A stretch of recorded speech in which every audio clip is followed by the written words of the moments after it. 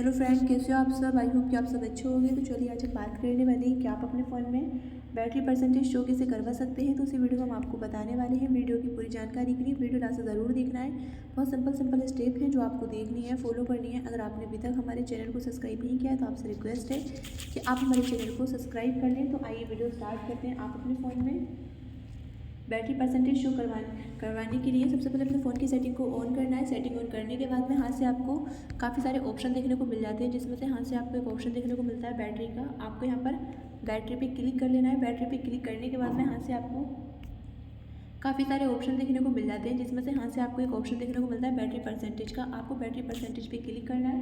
Battery percentage पे click करने के बाद में यहाँ से आपके फ़ोन में आपको बैटरी परसेंटेज शो होने लगती है। आई होप कि आपको वीडियो अच्छी लगे। वीडियो अच्छी लगे तो वीडियो को लाइक करें, शेयर करें। चैनल पर नए हो तो चैनल को सब्सक्राइब करें। मिलते हैं अगली नेक्स्ट इंटरेस्टिंग वीडियो के साथ।